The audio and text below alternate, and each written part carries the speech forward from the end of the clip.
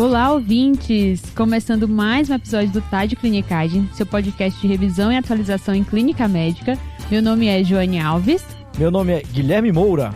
E eu sou o Bernardo Siqueira. Epa, faz tempo que a gente não grava, hein, Bernardo? Pois é, nem me fala, cara, mas tá sendo muito gostoso voltar aqui, rever vocês e gravar de novo, viu? Estúdio bonito agora, que isso, hein? Tá um estúdio de cinema aqui, viu? Tá? Meu amigo, respeite o TDC, viu? Pois é, e faz muito tempo mesmo que eu tava falando aqui antes da gravação, que esse é um encontro de alinhamento de arte pra conseguir tudo isso aqui. Vocês em São Paulo ao mesmo tempo, que agora, né, pra quem não sabe, Bernardo voltou para sua cidade de Natal. Pois é, voltei pra Natal e agora tem mais um agravante, né? Nasceu o Arthur. Inclusive, Arthur, papai te ama, tá bom? É uma benção, Arthur é uma benção.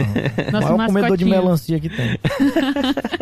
E pessoal, então vocês já estão sabendo, né, que hoje nós vamos começar a falar de valvopatias, que era uma coisa que a gente não tinha falado ainda no podcast. Exatamente. Então, é mais um episódio aí inédito. Aguardado. E a ideia é dividir o episódio em uma estrutura geral e depois entrar nas valvopatias em si. E a gente vai focar nas valvopatias do coração esquerdo, ou seja, mitrais e aórticas, Perfeito, tá? Jô. Muito mais prevalentes, né? E também a gente tem muito mais estudos sobre a valvopatia mitral e aórtica do que tricúspide de pulmonar. Inclusive, essas valvopatias mais pulmonares, tricúspide, estão muito associadas ou a problemas secundários às doenças do coração esquerdo ou às vezes cardiopatias congênitas, que hoje não é exatamente o foco do episódio.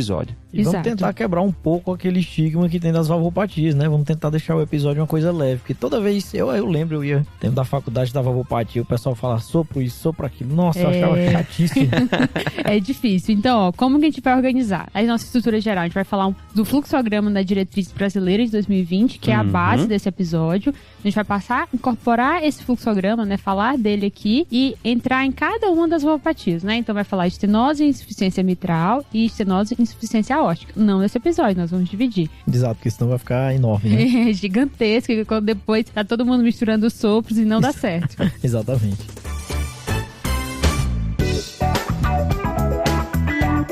Então a ideia desse episódio agora é a gente falar das valvopatias mitrais, né? Boa. Exatamente. Então, antes de entrar especificamente nas valvopatias mitrais, a gente vai falar agora um pouco dessa abordagem inicial, né, que é a sugerida pela Diretriz de 2020. Exatamente. Fechou, Joane, muito bom. Então, para preparar nosso ouvinte aí para essa sequência das valvopatias, a Diretriz Brasileira de 2020 propõe uma abordagem em 5 passos, uma abordagem comum a essas 4 valvopatias, estenose mitral, insuficiência mitral, estenose aórtica e insuficiência aórtica, mas óbvio, cada um dos passos com algumas particularidades, peculiaridades para as valvopatias específicas. Então, vamos começar a falar sobre os passos aí da diretriz? Vamos nessa, Bernardo. Então, o primeiro passo recomendado lá pelo fluxograma das diretrizes de 2020 é certificar-se de que a valvopatia é anatomicamente importante. Como assim? Toda valvopatia é classificada como leve, moderada ou importante. E definir que a valvopatia é importante é o primeiro passo dessas diretrizes. Lembrando que essa definição, né, você dizer que uma valvopatia é importante, passa por toda aquela sequência que a gente já está habituado aqui. Anamnese, exame físico, exames complementares, alguns mais simples. E aqui, dentro dos exames complementares, o eco desempenha um papel fundamental. E é essa hora que o nosso amigo Guilherme Moura vai vibrar, sorrir, emocionar-se, né? Certeza. Nosso ecocardiografista do TDC aqui. E óbvio, além do eco, existem também algumas outras estratégias, né? Exames complementares, digamos, mais avançados, mais invasivos, seja cateterismo cardíaco, seja ressonância magnética de coração, para ajudar naqueles casos onde mesmo após anamnese, exame físico e eco, você ainda está na dúvida se a valvopatia é importante ou não. O clássico disso aí, Bernardo, é o score de cálcio na estenose aórtica, né? Porque às vezes nós, ecocardiografistas, a gente não consegue bater o martelo se é realmente importante, especialmente nas paradoxais, né? Spoiler pro segundo episódio, hein? Exato. Beleza, vamos pro segundo passo então? Vamos lá. O segundo passo, pessoal, é definir a etiologia, tá? É muito importante a gente definir a etiologia dessa valvopatia, porque a depender da etiologia, existem algumas intervenções que se pode fazer e outras não, tá? Uma outra coisa é você diferenciar as valvopatias em primárias e secundárias. Boa. Tá? As valvopatias que a gente indica classicamente em intervenção, pessoal, são as valvopatias primárias. O que isso quer dizer? Que a doença está na própria válvula. Tá? Por exemplo, paciente que teve uma endocardite perfurou um folheto. Valvopatia primária. Tá. O paciente que teve uma febre reumática e teve um acometimento ali, uma fusão comissural. Isso é uma valvopatia primária, tá certo? Paciente que tem um prolapso de válvula mitral, valvopatia primária. E o que é valvopatia secundária? É um acometimento da válvula secundária a alguma coisa. Geralmente, por exemplo, paciente que tem uma insuficiência cardíaca por um outro motivo, o ventrículo dilata, né? A válvula não cresce, digamos assim, com... Essa dilatação, né? Exato, na mesma magnitude que o ventrículo cresceu, então fica folgado, né? Então a mitral fica ali folgada e tem uma insuficiência mitral. Nesses casos, a gente tem que, de um modo geral, tratar a insuficiência cardíaca. Boa. Tá. Entendeu? Então, definir a etiologia é muito importante. Passo 3. Gui, mas tem assim, se fosse pra guardar uma condição, uma etiologia, me fala qual? No Brasil, febre reumática. Tá. Infelizmente, pessoal, febre reumática é uma doença que acomete muita válvula, assim, são pacientes que evoluem com uma gravidade muito importante e no Brasil é muito prevalente. Infelizmente é uma doença de país subdesenvolvido. Pois Essa é a verdade. E a gente é um país muito heterogêneo, na verdade, né? Então, assim, algumas informações de anamnese, dados demográficos, condições sociais por aí, vão ser pistas de etiologia da valvopatia quando você estiver frente a um paciente com alguma valvopatia, né? Não, com certeza. E a questão da febre reumática, Bernardo, é que o paciente, geralmente ali pela terceira, quarta década de vida, ele começa a ficar sintomático e é uma doença muito grave, né? Então, já adiantando, se você pega um paciente muito jovem ali, terceira, quarta década de vida, com uma valvopatia muito grave, no Brasil, 99% das vezes vai ser um acometimento reumático, tá bom? Pois é. Beleza. Agora vamos pro terceiro passo, que é falar de sintoma. E aí? Tem algum sintoma que dá pra falar pra tudo? A maioria dos pacientes que tem valvopatia vai ter dispneia, né? Tá. É aquela dispneia com cara de dispneia de etiologia cardíaca, né? Dispneia aos grandes esforços, vai evoluindo para esforços moderados, pequenos esforços, dispneia de repouso, mostrando a progressão da doença e, lamentavelmente, a piora do prognóstico também. Mas mesmo os pacientes que não tenham sintomas, a gente tem algumas coisinhas que vão indicar aí intervenção valvar, que é o quarto passo, buscar os complicadores da valvopatia, né, não, Gui? Então, Bernardo, o que são os complicadores? Os complicadores, eles são marcadores da repercussão hemodinâmica e alteração estrutural das valvopatias, entendeu? Tá. Então, aqui no passo 4, pessoal, mesmo que a gente tenha em algumas situações um paciente que tem uma valvopatia importante, mas é um paciente assintomático, ele consegue fazer os seus afazeres no dia a dia, se ele já tiver algum desses complicadores, que eles variam a depender da valvopatia, a gente vai falar isso mais na frente, você já tem indicação de intervir, tá bom? Isso se tratando de uma valvopatia primária. Boa. Beleza, Gui. E aí você já deu a dica, né, do quinto passo, que é a intervenção. Exatamente. Então, no quinto passo, pessoal, é justamente a intervenção, tá bom? Então, só para fazer um rápido pop-up, no passo 1 a gente vai avaliar a gravidade da valvopatia. No passo 2 a gente vai ver a etiologia. No passo 3 a gente vai ver os sintomas. Se o paciente for assintomático, a gente vai avaliar complicadores. Se tiver complicadores, a gente vai para a intervenção. Pois é, e na intervenção valvar, lembrar que existem duas modalidades, né? Você pode fazer a intervenção percutânea ou a intervenção cirúrgica, classicamente trocar a válvula, ou às vezes fazer uma plastia, né? O cirurgião vai dar ponto aqui, ponto ali para ajeitar a estrutura da válvula, digamos assim. O famoso peito aberto. Exato, exato. E aí, retomando então rapidamente todo o fluxograma, então, primeiro passo, certificar-se de que a valvopatia é anatomicamente importante, lembrando, anamnese, exame físico, exames complementares, como a gente está habituado a fazer. Beleza. Segundo passo, tentar encontrar a etiologia provável dessa valvopatia. E, de novo, anamnese e exames complementares vão dar pistas etiológicas pra gente. E aí, no terceiro passo, saber se o nosso paciente é sintomático ou não. Por quê? Uma valvopatia importante num paciente sintomático já é indicação de intervenção valvar. E se ele não for sintomático? Buscar o quarto passo, que é tentar encontrar os complicadores, porque complicadores num paciente com valvopatia é importante, mesmo no assintomático, também é indicação de intervenção valvar. E aí no quinto passo, definir que intervenção valvar vai ser essa. Pessoal, e só um adendo, essa figura, que é uma figura bem didática da diretriz, ela está na página 8. A gente vai deixar aqui nas referências do episódio o link dessa diretriz. Quando você estiver ouvindo, se tiver um tempinho, vai na página 8 e acompanha o fluxograma junto com o que a gente está falando aqui. Vai ajudar, vai ajudar. Muito. Agora, meninos, antes de a gente entrar nas valvopatias mitrais em si, teve uma coisa que me deixou, assim, meio ressabiada, né? Porque a diretriz não fala de tratamento medicamentoso. Ela já vai direto para a intervenção. Pois é, né? Não tá no fluxograma de tratamento farmacológico das valvopatias, mas eu acho que a ideia aqui é o seguinte. Existe tratamento farmacológico que a gente emprega no paciente valvopata? Sim. Isso melhora sintomas. Mas esses tratamentos não mudam o prognóstico do paciente, né? Lamentavelmente, o que vai realmente mudar o sobrevida, prognóstico cardiovascular do paciente é intervir na válvula. Não, com certeza, porque é um problema mecânico, né? Pessoal, só frisando mais uma vez. Tudo que a gente vai falar aqui, a maioria das coisas que a gente vai falar é de valvopatia primária, tá? Problema na válvula, tá Doença certo? da própria válvula, né? Doença da própria válvula, porque nas valvopatias secundárias, geralmente a gente trata a causa de base. Por exemplo, insuficiência cardíaca, você vai tratar a insuficiência cardíaca. Se o paciente não compensar, você vai pensar em intervir. Tudo que a gente vai falar aqui de intervenção é muito mais consolidado para valvopatias primárias, tá certo? E apesar de existir tratamento medicamentoso para alívio de sintomas, você não altera a mortalidade com tratamento sintomático medicamentoso nas valvopatias primárias. O que vai alterar a mortalidade de fato são as intervenções, tá bom? Fechou. Beleza. Então agora a gente vai entrar, né, nas valvopatias mitrais. E acho que a estrela aqui é a estenose mitral, né? No Brasil, com certeza.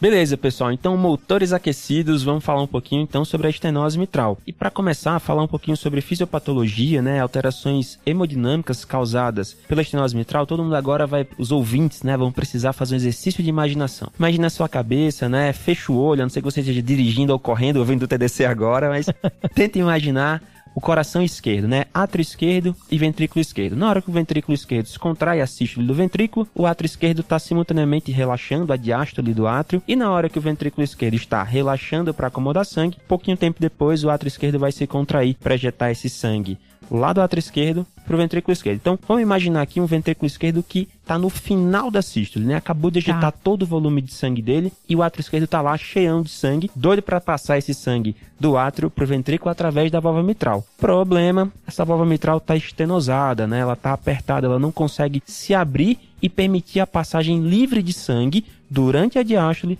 do átrio esquerdo para o ventrículo esquerdo. De maneira bem simplória, né, sendo aqui bem grosseiro, digamos assim, que vai acontecer uma sobrecarga de pressão ali no átrio esquerdo, justamente porque ele não vai conseguir escoar esse sangue para o VE. Interessante, Bernardo. Toda a fisiopatologia é justamente baseada nisso que você falou. Vai começar a fazer uma pressão no átrio esquerdo, retrogradamente. Isso vai para as veias pulmonares, retrogradamente, capilares pulmonares, retrogradamente, ventrículo direito. Tá? E retrogradamente, se passar muito tempo, o paciente vai entrar em falência de ventrículo direito. Que aí você já tá dando aquele gatilho, né? O pulo do gato pra gente pensar nos sintomas nessa condição, né? Exatamente. Pois é. Quando a gente tem esse aumento da pressão no átrio esquerdo e a pressão do sistema venocapilar pulmonar, digamos assim, principal sintoma da estenose mitral, dispneia, né? E de novo, aquela dispneia com cara de dispneia de coração. Dispneia começa os grandes esforços, por quê? Esforços aumentam a pressão venocapilar de maneira natural, né? Então, quando a gente aumenta ainda mais quando faz esforço, o paciente começa a ter dispneia. E essa sobrecarga pressórica do átrio esquerdo também vai gerar alteração na estrutura do átrio esquerdo, a gente chama de remodelamento. O átrio esquerdo vai acabar dilatando em algum momento, e essa dilatação, esse remodelamento do átrio esquerdo, vai se associar mais cedo ou mais tarde, muito provavelmente, a uma arritmia, velha conhecida nossa, fibrilação atrial. É quase um mantra da cardiologia, né? O átrio cresce e a FA aparece, né? É um poeta esse Guilherme Moura, Tá, viu? ele tá inspirado, né, Bernardo? Inspiradíssimo. Pô, Gui, mas dá pra usar alguma medicação baseada nessa fisiopatologia, nessas alterações hemodinâmicas para tentar melhorar esses sintomas do paciente? Então, Bernardo, se na fisiopatologia eu tenho aumento de pressão capilar pulmonar e eu tenho uma dificuldade do sangue passar durante a diástole do átrio esquerdo para o ventrículo esquerdo, o que é que eu tenho que fazer? Para baixar a pressão, a pré-carga principalmente, eu posso dar diurético, geralmente é furosemida, tá certo? E para aumentar o tempo de diástole, eu tenho que diminuir a frequência cardíaca do paciente. Como? Geralmente a gente vai usar um beta-bloqueador, alguma medicação cronotrópica negativa, na maioria das vezes vai ser beta-bloqueador. Isso me ajuda a controlar sintomas. Beleza, Gui, acho que ficou claro. Você me explicou de uma maneira, acho que até então não tinha ficado tão claro na minha cabeça. Olha. Agora tem um ponto. A gente falou e ninguém falou de sopro aqui ainda. Ah. Quais são esses, assim, os pulos do gato aqui? Aí é o grande professor Bernardo Siqueira. Cara, então, a gente vai falar sempre sobre alguns pulos do gato aqui nos nossos episódios de valvopatia, né? Primeiro a gente selecionou um pulo do gato semiológico. Que é o seguinte, pessoal, o sopro da estenose mitral, eu acho que todo mundo vai concordar aqui, deve ser o sopro mais difícil de auscultar, viu? Ele é um sopro grave, não grave que eu falo de gravidade, severidade, mas a frequência é uma frequência baixa. Então é um sopro que ele é mais audível com a campânula do estetoscópio. E aqui, sem nenhum conflito de interesse, não tô fazendo propaganda para 3M nem para Litman, mas quem usar Litman, né, Master Cardiology, Classic, o diafragma da Litman, ele prioriza a frequência de som conforme você aperta com muita força ou com pouca força. Se você pegar o ritmo, o diafragma, e apertar com muita força na pele, você prioriza frequências mais altas e talvez isso seja suficiente para você perder o ruflar diastólico lá, que é o sopro diastólico da estenose mitral. Tá. Outra coisa que ajuda a auscultar esse sopro é colocar o paciente em decúbito lateral esquerdo. Isso ajuda realmente, mas eu não vou mentir, viu? É um sopro chatinho de ouvir. Tem uma história, Bernardo, que é em asa de pombo, como se fosse o voo de um pombo, não tem? Um pombo batendo asa. Olha, eu faço essa onomatopeia para os meus alunos no FRN, mas aqui eu me recuso a passar vergonha nacional.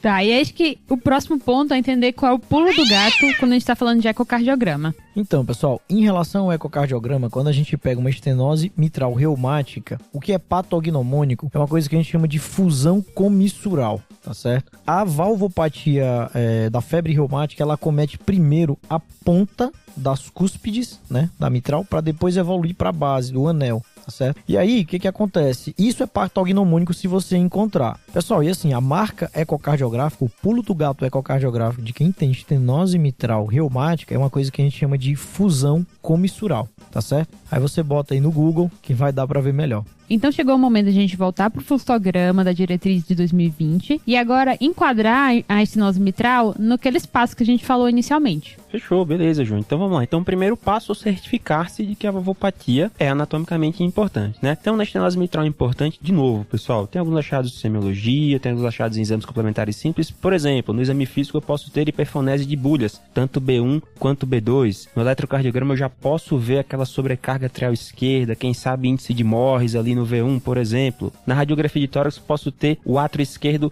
meio que subindo o broncofonte esquerdo, clássico sinal da bailarina na radiografia de tórax e, finalmente, o ecocardiograma vai bater o martelo pra gente se essa estenose mitral é importante ou não, com alguns critérios, né, Gui? Então, Bernardo, dos parâmetros ecocardiográficos mais objetivos, o que a gente vai levar em consideração? A área valvar abaixo de 1,5 centímetros quadrados, tá bom? E o que é mais fidedigno é através da planimetria, tá? Pode ser uma planimetria 2D no eco transtorácico, mas a melhor mesmo é uma planimetria 3D de um eco transesofágico. Esse é o melhor método, tá bom? Um outro parâmetro é o gradiente diastólico do átrio esquerdo para o ventrículo esquerdo maior ou igual a 10 milímetros de mercúrio, tá? Só que esse parâmetro pode variar com volemia e frequência cardíaca. O paciente que está mais hipervolêmico e mais taquicárdico, ele pode apresentar esse valor mais elevado, tá bom? E um outro parâmetro é a pressão sistólica de artéria pulmonar, que é a PSAP acima de 50 no paciente em repouso, tá bom? Além disso, desses critérios que são critérios mais objetivos, é importante também a impressão clínica do ecocardiografista, do aspecto visual, de você colocar o probe lá e olhar a válvula. Nossa, aqui tem um bloco de cálcio, tem um acometimento subvalvar bem importante. Esse aspecto visual também é muito importante, tá bom? Então, Gui, o ecocardiografista tem que me dizer todos esses marcadores, né? Para ele classificar se é leve, moderada ou importante.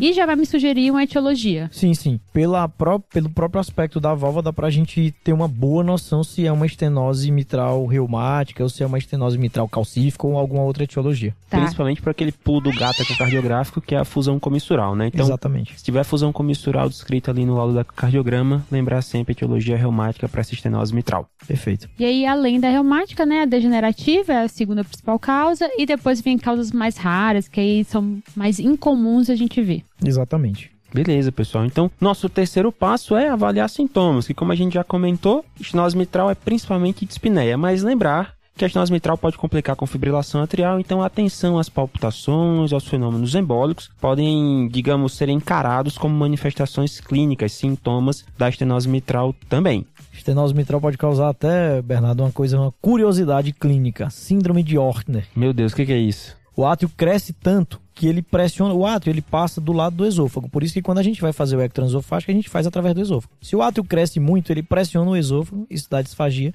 E se ele cresce muito, ele pressiona o nervo laringeu recorrente e isso causa rouquidão. Que isso, hein? Aí é uma clinicagem muito boa, né? Quem estiver ouvindo vai ganhar uma questão no final da prova de residência.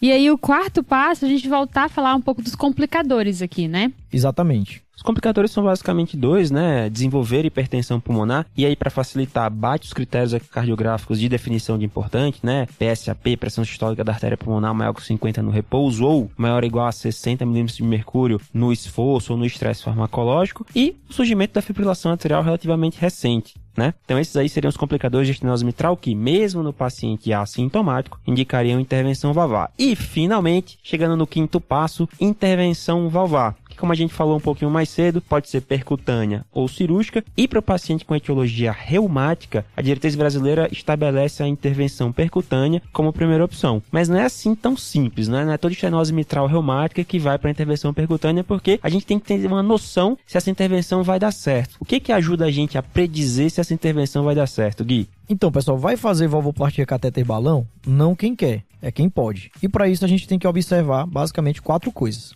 Primeiro, se o paciente tem trombo no átrio esquerdo ou teve algum evento embólico recente, você não pode fazer valvoplastia catéter balão. Por isso, todo paciente tem que fazer um eco transesofágico antes da realização desse procedimento. Segundo, o paciente já vai abrir o peito por uma outra cirurgia. Por exemplo, vai fazer uma revascularização. Não tem por que você submetê-lo a 2 procedimentos, uma vez que ele já vai estar de peito aberto. Tá? Terceiro, se o paciente tem uma insuficiência mitral de moderada a importante. Também não posso fazer valvoplastia catéter balão. Passou desses 3, aí eu vou avaliar um score ecocardiográfico. Tá. Ou seja, se ele passa, né, se ele não tem nenhuma dessas 3 contraindicações iniciais, é que eu vou chegar no Wilkins. Exatamente. Aí eu vou chegar no score de Wilkins. O score de Wilkins, pessoal, é um score que ele vai de 0 a 16 e ele avalia 4 coisas, tá? 4 critérios, que é mobilidade das cúspides da mitral, acometimento subvalvar da mitral, calcificação mitral, tá? E espessamento da mitral. Beleza. Avalia essas 4 coisas. Se o paciente tem um score de Wilkins menor ou igual a 8,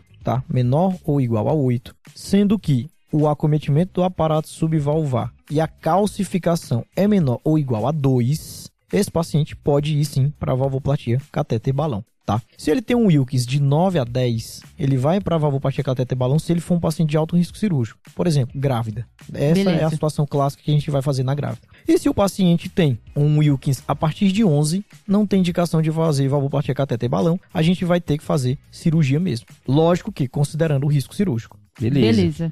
Gui, aproveitando que você falou em risco cirúrgico do paciente, né? Quando a gente fala na estenose mitral da segunda etiologia mais frequente, que é a degenerativa, mais comum naqueles pacientes de idade mais avançada, pacientes que têm um risco cirúrgico muito elevado, a gente pode tentar uma coisa chamada valvimec, né? Que é o implante percutâneo de uma prótese valvar mitral ali no paciente que tem alto risco cirúrgico, né? Exatamente. Mas de maneira geral, esse paciente aí que tem etiologia degenerativa, com valvopatia, com complicadores ou sintomas, ele vai para cirurgia de troca valvar. E aí a gente tem que falar só uma coisinha rápida aqui. Existem 2 tipos de prótese valvar mitral, né? Existe a prótese biológica e a prótese mecânica. Certo. Uma vantagem, digamos assim, da prótese biológica sobre a mecânica. O paciente não obrigatoriamente precisa anticoagular. Que é um bom cuidado, né?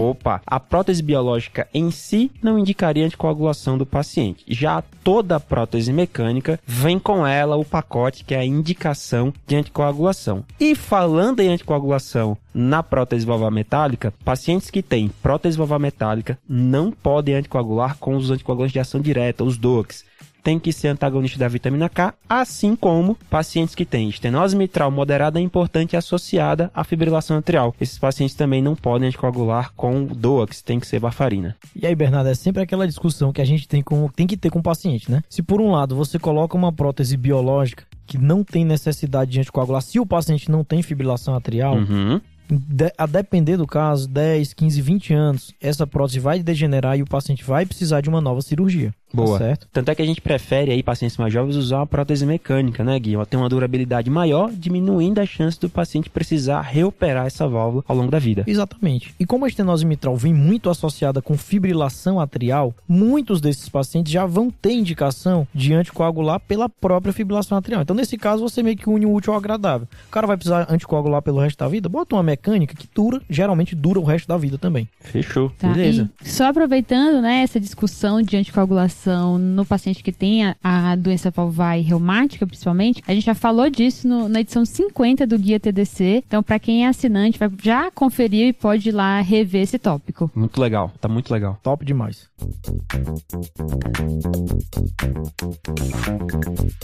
Meninos, vencemos a estenose mitral, mas agora a nossa próxima batalha é falar de insuficiência mitral. Beleza, Jô. E aí? Vamos nessa. pensando de novo, né, fazendo aquele nosso exercício de imaginação mais uma vez, imagina ali o coração esquerdo, né, átrio esquerdo e ventrículo esquerdo no final da diástole. Você tem um ventrículo esquerdo cheio, né, ele acabou de se encher durante a diástole e agora ele tá lá prontinho para se contrair e ejetar sangue para a aorta durante a sístole. Problema, a válvula mitral durante a sístole deveria fechar e evitar que o sangue regurgite para o átrio esquerdo, direcionando todo o fluxo para a aorta, para gerar débito cardíaco, perfusão orgânica. Mas a insuficiência mitral é justamente essa falha nesse processo, né? Na hora que o ventrículo esquerdo contrai, vai parte do sangue para a aorta, mas parte do sangue passa através de uma válvula mitral que não consegue fechar de maneira adequada, regurgitando sangue para o átrio esquerdo. Esse retorno de sangue para o átrio esquerdo vai se somar ao sangue que o átrio esquerdo já vai receber das veias pulmonares, ou seja, uma sobrecarga de volume de sangue, uma sobrecarga volumétrica. Mas não é só o átrio esquerdo que vai sofrer com essa sobrecarga volumétrica. Aquele sangue que foi ejetado do ventrículo de volta para o átrio, na próxima diástole vai ser devolvido para o ventrículo esquerdo. Então a gente tem uma sobrecarga volumétrica tanto do átrio esquerdo quanto do ventrículo esquerdo. Então aqui a gente chegou numa valvopatia mitral que, diferente da estenose mitral, não gera danos só para o átrio, gera danos para o átrio e para o ventrículo esquerdos. Tardiamente, a insuficiência mitral, Bernardo, acomete todas as câmaras, né? Se for parar pra pensar, acomete tanto o ventrículo esquerdo, ela não poupa o ventrículo esquerdo, o átrio esquerdo, e retrogradamente ela causa hipertensão pulmonar e acomete câmaras cardíacas direitas também, né? Beleza, inclusive esse acometimento venocapilar pulmonar, né, é o que vai causar ali um dos principais sintomas, que de novo, como uma das valvopatias, dispneia. E dispneia com cara de dispneia cardiogênica, né? Dispneia começa ali aos grandes esforços, depois moderados esforços, pequenos, dispneia de repouso, de novo, mostrando a progressão da doença, a piora do prognóstico do paciente também. E se a gente falou que o acometimento do átrio na estenose mitral ia mais cedo ou mais tarde se associar à fibrilação atrial, aqui não vai ser diferente. Exatamente. A gente também tem sofrimento do átrio esquerdo, tem remodelamento dessa cavidade, predisposição ao surgimento da fibrilação atrial, mas de novo, insuficiência mitral acomete átrio esquerdo e ventrículo esquerdo. A sobrecarga volumétrica do ventrículo esquerdo vai acabar gerando tanto dilatação dessa cavidade quanto perda do desempenho ventricular esquerdo, né? Vai acabar gerando aí uma redução do desempenho contrátil, insuficiência cardíaca ventricular esquerda, mais cedo ou mais tarde. Todos os caminhos levam a Roma, né? Todas as doenças que acometem o coração, a terminalidade é a insuficiência cardíaca. E só um adendo, Bernardo. A insuficiência mitral, pessoal, ela é a valvopatia, digamos assim, mais frequente no mundo. Tá bom? E até uma questão que eu acho que vale a pena falar é que 40 a 50% das pessoas têm normalmente uma insuficiência mitral mínima. Por que eu estou dizendo isso? Porque é comum o paciente chegar desesperado porque encontraram uma insuficiência mínima no ecocardiograma, perguntando se vai ter que fazer alguma coisa, e não. Isso é um achado fisiológico, tá bom? A gente, quando está se referindo aqui a insuficiências mitrais, a gente está se referindo a moderadas e especialmente as insuficiências importantes. Essas que vão ter repercussão hemodinâmica, tá bom? Muito legal, Gui. Muito bom mesmo. Que é um pouco que é reforçado no fluxograma da diretriz, né, Gui? Exatamente. Que nesses casos que você leva, é discreto, depois você avalia tudo e realmente não tem complicador, não, assintomático, é um segmento clínico, né, que você tem que fazer. É exatamente isso, Jô. Boa, Ju. E aproveitando que você está falando em segmento clínico, aqui na insuficiência mitral também tem tratamento farmacológico, tratamento clínico para tentar aliviar sintomas, né? Tá. Mais ou menos ali, puxando o que a gente pegou da estenose mitral, tentar aliviar esse aumento da pressão venocapilar pulmonar com diurético de alça, furosemida, vai ajudar a controlar sintoma, melhorar um pouquinho a dispneia do seu paciente. E tem uma outra estratégia que a gente pode usar, que é baseada nessas alterações hemodinâmicas causadas pela insuficiência mitral. Veja, todo o fluido se desloca por diferença de pressão. Quando o ventrículo esquerdo se contrai na sístole e aumenta a sua pressão, como a pressão no átrio esquerdo e na aorta são menores do que nele, o sangue passa do ventrículo para a aorta e para o átrio esquerdo. O que eu posso fazer? Eu posso usar um vasodilatador, reduzir a pressão na raiz da aorta e aí favorecer o fluxo de sangue do ventrículo para a aorta. Tá. E isso talvez melhore também o desempenho contrátil do coração e diminua ali essa sobrecarga, nessa regurgitação de sangue para o átrio esquerdo, diminuindo também a dispneia do paciente. Aí, Bernardo, aqui são os Prio da vida, né? Nalapril, losartana, anlodipino, são os antihipertensivos que a gente usa, né? Eu diminuo a pós-carga e aí eu consigo ejetar mais sangue para onde o sangue realmente tem que ir, que é para a via de saída e a aorta do ventrículo esquerdo. Isso aí. Antihipertensivos que têm uma ação primordialmente vasodilatadora são as medicações que a gente costuma usar aqui para melhorar sintomas na insuficiência mitral, além da furosemida. Boa. E, Bernardo, tem algum pulo do gato aqui da parte de semiologia que vale a gente guardar? Tem sim, então prepara aí pro pulo do gato semiológico na insuficiência mitral. Então, pessoal, a única valvopatia onde a intensidade do sopro é usada como um critério para classificá-la como importante, é a insuficiência mitral. Se você pegar lá a diretriz brasileira, né, ela fala que um sopro sistólico regurgitativo mitral de 3 cruzes em 6 é usado como um critério para você definir que essa insuficiência mitral é importante. Mas pacientes que fazem insuficiência mitral aguda, por exemplo, clássico, né? Aquele paciente que faz rotura do músculo papilar no infarto com supra, né? Ou na síndrome coronária aguda de maneira geral, mas geralmente em infarto grave, ele não faz um sopro tão alto, apesar da insuficiência mitral ser importante. Por quê? Porque como esse coração não está adaptado à insuficiência mitral, ele não teve uma evolução lenta, progressiva da doença, quando o ventrículo esquerdo se contrai e regurgita sangue para o átrio, esse átrio se enche muito rápido. Então essa diferença de pressão some muito rápido. O refluxo mitral, ainda que seja importante, ele dura pouco tempo. Você geralmente vai perder esse sopro. E aí, complicação grave, viu, meu amigo? Bem grave. O paciente grave. entra em edema agudo de pulmão, assim, na sua cara, gravíssimo, tem que ir conduta cirúrgica, né? Pois é, isso que eu ia falar, Gui. É desesperador, porque você vai precisar realmente muito rápido da intervenção do cirurgião, não tem muito jeito. Exatamente. E aproveitando, Gui, que desse pulo do gato semiológico, que, querendo ou não, né, perpassa aí o eco, qual a dica do eco que a gente pode dar aqui? Então, Jô, a insuficiência mitral ao ecocardiograma ela é muito perceptível ao Doppler colorido, entendeu? Você joga lá o Doppler colorido, você vê na hora que está regurgitando muito sangue, tá certo? A dica que eu dou é conseguir diferenciar a insuficiência mitral primária da secundária. Existe uma coisa, pessoal, chamada tethering. Não existe uma tradução muito correta para o português, mas é como se fosse tracionamento. E essa é uma causa, na verdade, é um achado ecocardiográfico sugestivo de uma insuficiência mitral secundária. Por quê? Naquelas situações que o ventrículo cresce, né? Por exemplo, a insuficiência cardíaca, o ventrículo fica bem grande, e isso leva a um tracionamento da cordoalha. A cordoalha não cresce, tá certo? E aí a válvula não consegue fechar para impedir o refluxo de sangue. O problema é que isso é uma coisa isso causa uma retroalimentação. Quanto mais o ventrículo cresce, mais estica as cordoalhas, né? E aumenta mais a insuficiência mitral. E quanto mais a insuficiência mitral cresce, né? Aumenta, mais o ventrículo também dilata, tá certo? E só lembrando, pessoal, que a doença reumática que a gente tanto falou agora no começo desse episódio, o principal acometimento da doença reumática na válvula mitral, na verdade, é a dupla lesão mitral. Tá certo? Então, geralmente, esses pacientes vão ter insuficiência e estenose. Eu não estou dizendo que as duas têm que ser da mesma intensidade. Eu posso ter uma estenose grave com uma insuficiência discreta, por exemplo. Tá bom? Mas na maioria das vezes vai ser dupla lesão mitral. Boa, Gui. Ó, só aproveitando, eu como cardiologista clínico, eu vou soltar um pulo do gato ecocardiográfico aqui agora, hein? Oi. Acometimento mitroaórtico, eu acho que a gente não falou antes, né? Mas acometimento das válvulas mitral e aórtica ao mesmo tempo também é uma coisa pra gente lembrar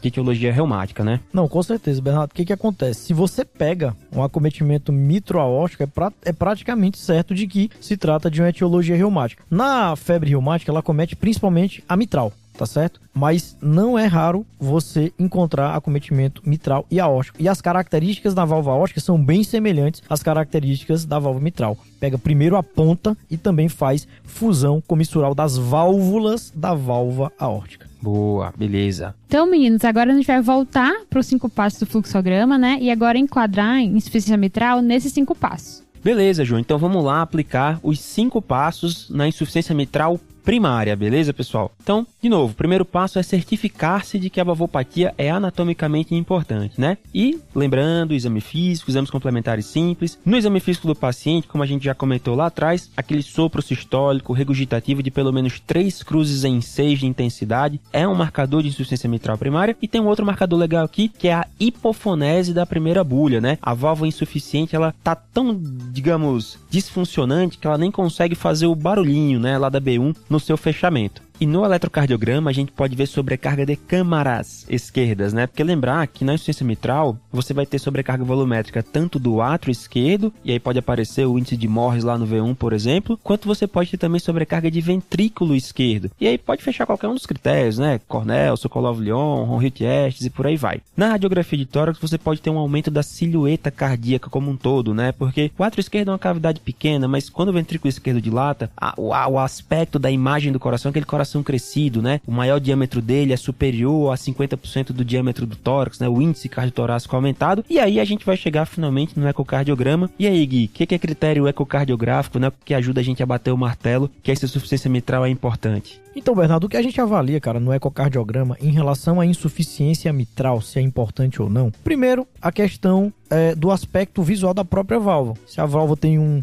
prolapso muito importante, se tem um acometimento reumático muito importante, tá certo? A segunda coisa é o tamanho das câmaras. Quando você tem uma insuficiência mitral importante, durante vários anos, você espera ter um átrio grande, tá certo? O ventrículo esquerdo entra até lá nos complicadores. Uma terceira coisa, falando mais do ecocardiograma em si, é que ao Doppler colorido, a gente consegue fazer várias medidas. Então a gente consegue, por exemplo, medir a largura do jato. Quanto mais largo o jato, mais grave é essa insuficiência mitral. Eu consigo estimar quanto de sangue está regurgitando para o átrio esquerdo. Quanto mais sangue regurgita, mais grave é essa insuficiência, entendeu? Então você junta todos esses dados ecocardiográficos e chega à sua conclusão de que realmente se trata de uma insuficiência mitral importante. E a gente vai deixar um post no Instagram com todos esses cortes aí para facilitar, né, a vida, o dia a dia. Isso aí, um post lá com todos os valores para você salvar, printar, guardar no seu celular e tirar onda de mega expert durante o seu ambulatório da cardiologia lá, porque é difícil decorar isso aqui, viu? Bem difícil. Faz todo dia.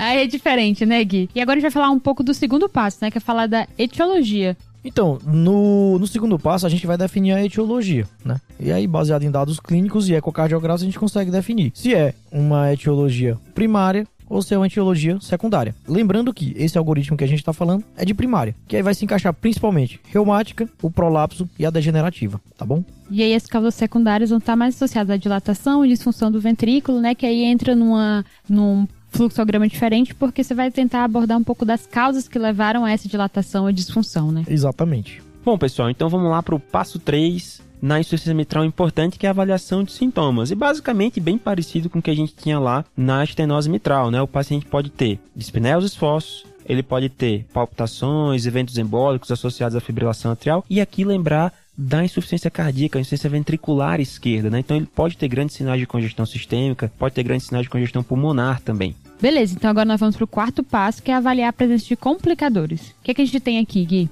Então, Jô, exatamente. Naquele paciente que tem uma insuficiência mitral importante, mas que é assintomático, eu preciso avaliar os complicadores. Porque se ele tiver algum dos complicadores, ele tem indicação de ir para intervenção, tá bom? Isso na insuficiência primária, que é o que a gente está falando aqui, frisando mais uma vez. Beleza. Dos complicadores, a gente tem uma fibrilação atrial de início recente. A diretriz coloca uma fibrilação atrial iniciada há menos de 1 ano. Justamente por conta daquilo, o átrio aumenta de tamanho, dá uma irritada nas fibras, né, de condução e desencadeia a fibrilação atrial. Porque do ponto de vista prático, não é sempre assim tão fácil você dizer se esse negócio começou agora ou começou há mais tempo. Muito paciente tem fibrilação atrial e nem sente nada, né? Não tem como dizer quando que começou. Aí, Bernardo, só se você acompanha o paciente, você tem um eletro de 1 ano atrás, ou um Holter e agora abriu o FA. Aí pode ser, mas na maioria das vezes a gente não tem isso. Beleza. Um outro complicador, pessoal, é o diâmetro sistólico do ventrículo esquerdo maior do que 40. Por que isso? Porque isso é sinal de que o ventrículo está dilatando. Veja bem, eu estou falando de diâmetro sistólico aqui, tá bom? Ok. Um outro complicador, pessoal, é a pressão sistólica de artéria pulmonar maior do que 50. Se a gente for lembrar, lá da hipertensão pulmonar, existe a tipo 2, que é a hipertensão pulmonar desencadeada por causas cardíacas, tá certo? Que o clássico mesmo é insuficiência mitral e estenose mitral. E o último complicador, que é até um pouco meio controverso, é a fração de ejeção menor do que 60%. Pô, Gui, realmente chama a atenção, né? Porque uma fração de ejeção de 59% é uma fração de ejeção considerada normal, independente de gênero, inclusive. Exatamente. Então, por que na insuficiência mitral importante, uma fração de ejeção abaixo de 60% é um complicador? Bernardo, a questão aqui, só um adendo. A fração de ejeção no ecocardiograma é feita como? Você vai pegar o volume diastólico do ventrículo. Ou seja, ele bem cheio. Exatamente. E você vai pegar o volume sistólico do ventrículo. Ou seja, depois que ele ejetou o sangue, o que sobrou? Exatamente. Então vamos supor que na diástole ele tem 100 ml, na sístole ele tem 40 ml. Restou 40 ml. Então a fração de ejeção é 60. É isso, tá? Só que quando eu tenho uma insuficiência mitral, a minha fração de ejeção vai ser superestimada. Por quê? Porque o sangue não vai só para a raiz da aorta. Uma grande parte dele vai voltar para o átrio, tá? Então se você vai ver a diferença de volume, realmente o ventrículo vai estar mais seco. Só que grande parte desse volume voltou para o átrio. Por quê? Porque tem um buraco gigante que oferece uma pequena resistência para o sangue voltar. Tá? Beleza, então quer dizer que a fração de ejeção foi 60%. 60% do sangue que tinha no VE saiu de dentro dele. Mas esses 60% não foram todos para a raiz da aorta. Por isso que a gente considera, então, que na insuficiência mitral importante, uma fração de ejeção de 60, abaixo de 60%, já é uma disfunção ventricular importante. Exatamente. Então, resumidamente, na insuficiência mitral importante, a gente espera frações de ejeção bem elevadas, justamente pelo fato de que grande parte do sangue é regurgitado para dentro do átrio esquerdo. Quando você vai avaliar só a diferença de volume, realmente o ventrículo vai estar bem seco. Beleza, pessoal. E agora chegando no quinto passo, né? A escolha da intervenção valvar na insuficiência mitral. Aqui a gente vai ter de novo opções de tratamento percutâneo e cirúrgico, mas a etiologia da insuficiência mitral vai fazer total diferença nessa escolha. Se a gente pegar, por exemplo, a doença mitral reumática, a insuficiência mitral de etiologia reumática, que é a mais comum no Brasil, o tratamento de eleição vai ser cirúrgico e habitualmente troca da válvula e não só a plastia, não só um conserto, digamos assim, porque na etiologia reumática fazer essa plastia geralmente tem resultados menos favoráveis. Quando a gente fala sobre prolapso valvar mitral, que é a etiologia primária, a segunda etiologia primária mais comum de insuficiência mitral no Brasil, aí a cirurgia da plástica mitral já vai ter um resultado mais favorável. E falando sobre a intervenção percutânea, tem um tal de MitraClip. Como é que é essa história aí, Gui? Bernardo, o que acontece? Em pacientes que têm prolapso da válvula mitral e tem um risco cirúrgico muito grande, tá? Geralmente pacientes mais idosos, existe a possibilidade de você tentar fazer um MitraClip. É como se fosse um clipe mesmo. Um pegador de roupa, né? É um pegador de roupa, pronto. Parece muito um pegador de roupa. Imagina que você tem as duas válvulas, né, da mitral, tem um buraco grande entre elas por conta do prolapso e você bota um pegador de roupa bem no meio. Ficam 2 buraquinhos menores, entendeu? Esse é o intuito do MitraClip. Tem crescido muito, pessoal, essas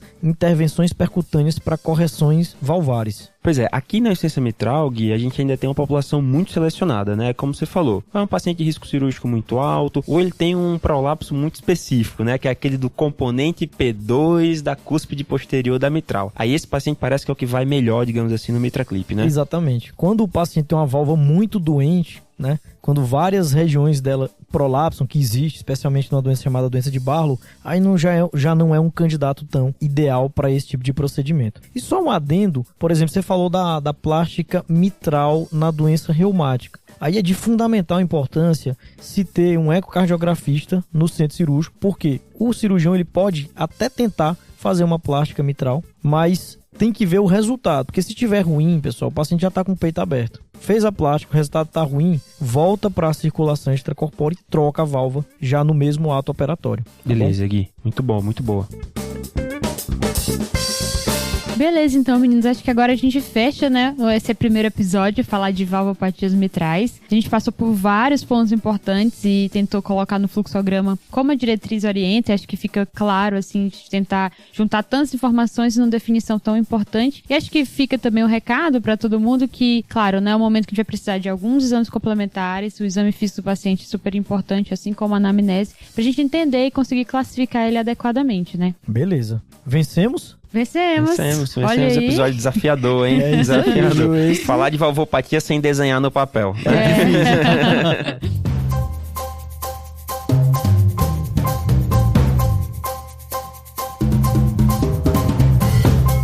E aí chegou o esperado momento dos salves. Olha aí. E aí, Guilherme, quais são os seus salves? Rapaz, tinha tempo que eu não gravava, eu vim só por causa do salve, tá? Acredita?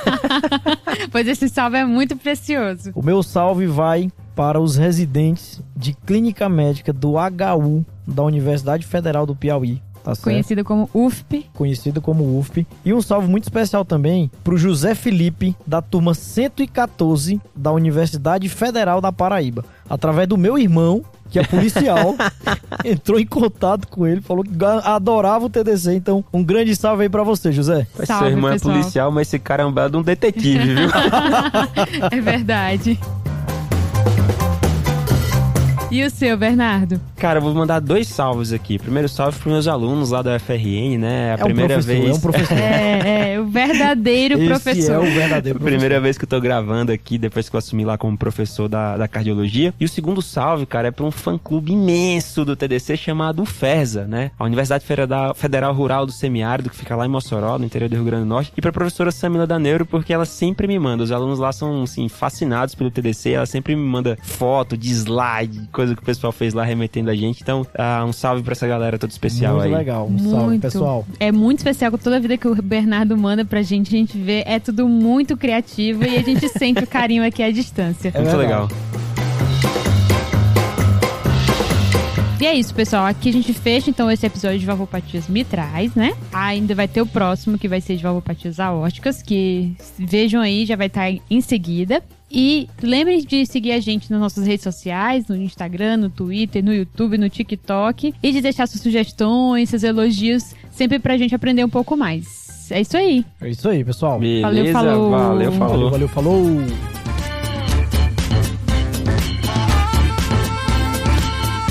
Esse podcast tem como objetivo educação médica.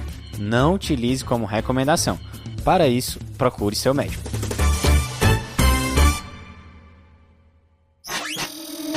Essa é uma produção do Bicho de Goiaba.